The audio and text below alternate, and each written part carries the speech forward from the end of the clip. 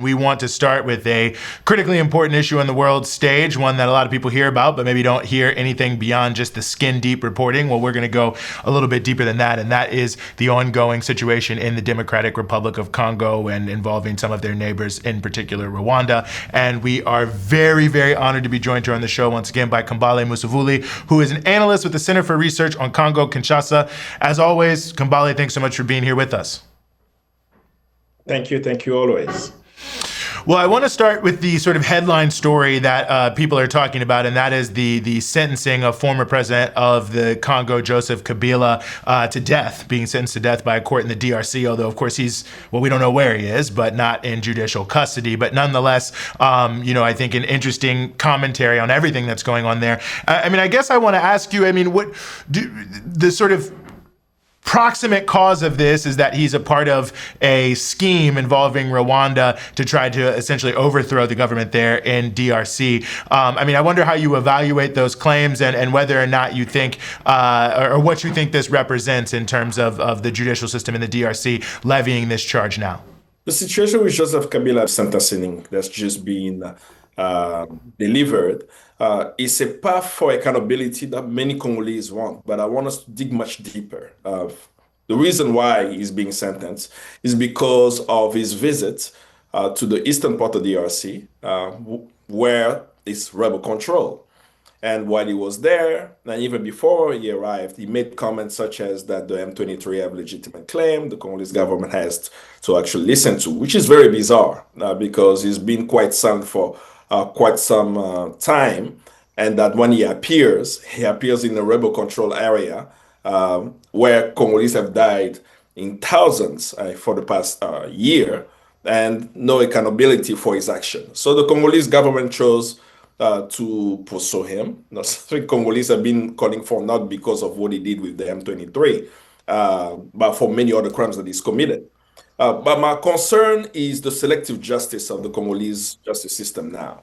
Of course, every Congolese is happy to see that something has been delivered. That is very selective, and it's really for political reasons that the government in Kinshasa is doing so. It's for populist reasons. But two, it doesn't address the fundamental question of justice in DRC. Congolese are not just waiting for Kabila to be tried, right, or to be found guilty, right? Congolese are waiting for the implementation of the recommendation of the UN Mapping Exercise report, a report published in 2010, October 1st, 2010. So it's been 15 years. And this report, just as it is the case with Palestine, right, that it says that what's happening in the Congo is a genocide. Right? And it's actually the same office from the UN High Commission for Human Rights, that just published a report on Palestine confirming that there is genocide. That same office in 2010 did the same thing for DRC. And in that report, it called for justice in a framework that Congolese support. It calls for an international tribunal for Congo, where we will try local actors, regional actors, multinationals, or anyone around the world involved in the crimes of the Congo. That's the justice that we're seeking, not a process of the Congolese government where they are using it in their favor and ignoring any other crimes taking place in DRC. I think that's a very important framing and a critical element because, what the sort of Congolese government is doing and how they're positioning on this overall situation seems interesting. Of course, there's a lot of denunciation of Rwanda coming from Kinshasa, a lot of denunciation of M23, but then, there's the Qatar peace talks, then there's the U.S.-sponsored Rwanda DRC element, which also had some more things that played out during the UN General Assembly week that seems to be basically centered on, getting both countries to agree on working together to increase the U.S. control over mineral resources in the Congo. So I was hoping you could talk about that and where we are in this process, because obviously I think that's the one thing a lot of people do know about the Congo, that it is very minerally rich and that many people are contending over those resources. Even Donald Trump said in his interview a few months back, right, when he was talking about the so-called peace deal that he's negotiating, and then he hinted that, the U.S. got a lot of minerals, right? And usually tell people you have to listen to what Donald Trump says because he actually tells you what the imperial forces are doing, particularly in the US context, right? Literally telling you their interest in the DRC mineral resources. So for the deal specifically that the US is engaged in, it's not a deal, it's a declaration of principle. When you read that very critically, you notice that there is a section in it around an economic framework, right? A regional integration economic framework. So they talk about peace. They mention a rebel group from Rwanda called FDLR at least 40 times. They don't mention the M23 in there. But then there is a discussion of resource sharing. And in the discussion of resource sharing, it says that Congo must share not just its minerals, but also he has to share the management of the national parks, right? But that discussion of resource sharing of DRC with Rwanda changes the narrative of the conflict in the Congo. What is happening in the Congo? Millions have died in DRC. It's a war of aggression by an aggressing nation, Rwanda, including Uganda, where they've pilfered Congo's resources for almost 3 decades. They invaded the Congo twice and continue to support proxy rebel militia. That's the premise. The way it's framed is that it's a Congolese affair where Rwanda is coming to support and quell the issue. But on the concrete basis of what we are seeing now since the signing of this declaration of principle is that I'll argue that Congo's minerals have found its way to Pennsylvania, right?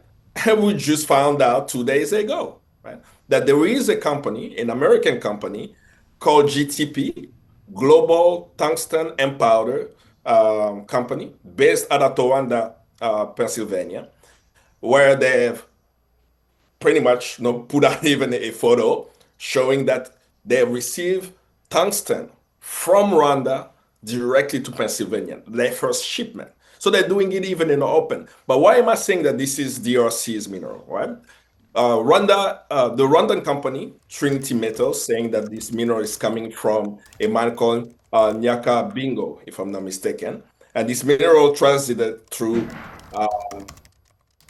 Kenya, Nairobi, to find its way here in the US.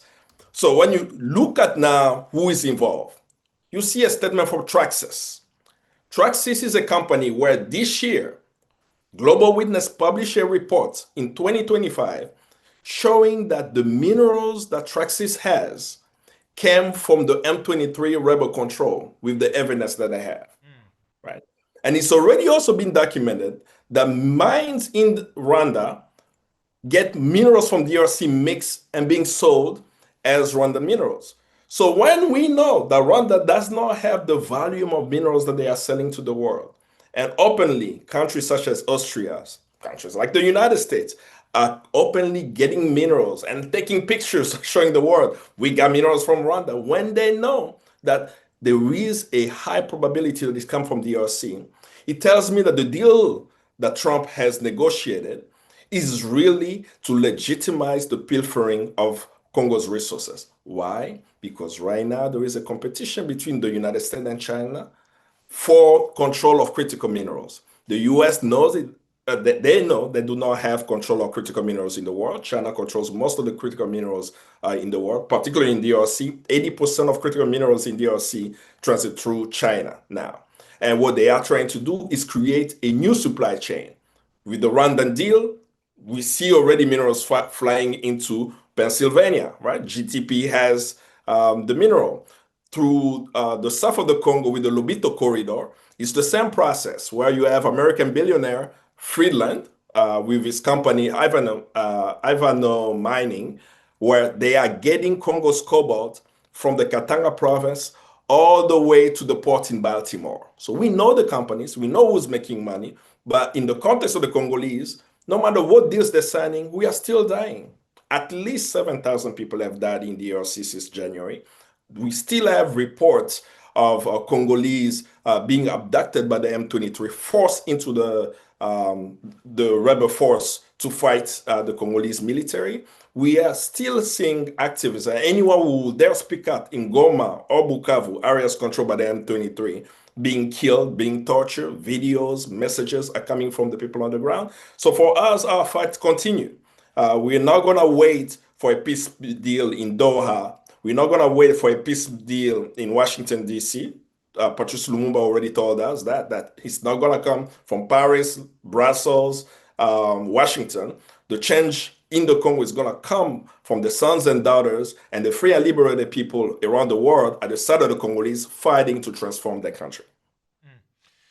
Yeah, I mean, there's so many different aspects to how everything is playing out in the context of this. And I mean, to connect two things from our first to our second question here, I mean, I wonder if the whole issue of Kabila being propped up, the fact that M23, as we saw in the recent CNN report, is definitely not demobilizing in any way, is there's sort of a by hook or crook kind of strategy here. Either they're going to come to a deal mediated by the United States between DRC and Rwanda on how to parcel out these minerals so that they flow to U.S. companies, or there will be sort of a de facto, annexation by these Rwanda-aligned forces of these mineral-rich areas in the east to have the same thing happen just through other means. The Western press has really done a good job to make it appear that since the signing of this deal, there is nothing happening on the ground. The eastern part of Congo today is de facto annexed to Rwanda, right? How do we even know that? Larry Madowo from CNN, who interviewed Corneille Nangaa, the rebel, yes, he came into Goma through the rebel control area. He didn't apply for visa in Kinshasa to enter the DRC and interview rebel leaders there, right? So CNN reporters are entering the DRC to rebel control area with the blessing of the Rwandan government, allowing the movement. So de facto, the eastern part of DRC, particularly the North and South Kivu province, areas controlled by the M23, is annexed with Rwanda. That's one aspect. The second thing to think about is every day, Congolese are still dying in the eastern part of the DRC. It's not covering the press. Every day, young Congolese, I wish I could show you messages I get and videos I receive from people that we work with on the ground. They are literally going schools to schools, abducting young people and forcing them to join the M23 to fight here. So the ramp up of the fight, there are still towns being taken every day, right? So no matter what happened with the peace negotiation, the facts on the ground shows that the military situation of the M23 controlling the area is still ongoing. But we cannot talk about the M23 without being very clear that this is the Rwandan Defense Forces, right? The type of military gear they have comes directly from the military forces of Rwanda. It's been already documented. We can go back, continue to say the Rwandan soldiers are on the ground fighting alongside with the M23. That's already a proven fact. The challenge now we face, which is also the challenge of humanity today, especially when we look at the situation of our brothers and sisters in Palestine, is the question of accountability. When you have evidence that there is genocide in Palestine, Netanyahu should not be coming to the UN General Assembly. The same thing is true for DRC. When we have a UN report that's now 15 years old, as of today, saying that what's happening in the Congo are war crimes, crimes against humanity, and possible genocide if proven in a competent court, and that court still doesn't exist, and those the perpetrator of the violence, be Kagame of Rwanda, Museveni of Uganda, are being flown into Western countries or Davos or the UN General Assembly with lack of accountability, it tells us today, in 2025, it would take ordinary people, such as the courageous people who are going on in the flotilla to stop the blockade in Gaza. The same thing needs to happen with the issues of the DRC, the issues of Sudan, the issues of African people who are fighting for dignity. And the speech by the Ghanaian president at the General Assembly is a call for many Africans. We know that Africa is the future. We also know that we have to align with others who are struggling, but we have to also have people around the world to expose companies such as GTP, right? Because people will say, well, what are the companies exploiting the Congo? Rwanda, Pennsylvania, GTP, they are getting tungsten, saying it's coming from Rwanda, but we know there is a high probability it comes from DRC. Expose the corporate actors, expose the neighboring countries involved in the pilfering, hold our leaders accountable. Trump is not getting a Nobel Peace Prize for bringing peace in the Congo when I have my family members and comrades on the ground sending me videos of people still being massacred, and call on people unconscious that as we are celebrating the centenary of leaders such as Fanon, such as Lumumba, and others, that at this critical juncture, people of the world must unite to break the chains that's making us struggle for control of our land and our resources. Well, as always, Kambale, we appreciate you helping us and enlightening us on all these various different issues and helping us sort through all the facts, and very, very interesting about what's happening there in Pennsylvania. And we'll certainly have to do more follow-up coverage on this end here at Breakthrough News to expose that even further. But as always, Kambale Musavuli, analyst with the Center for Research on Congo-Kinshasa, thank you so much for joining us here on the Freedom Side. Thank you.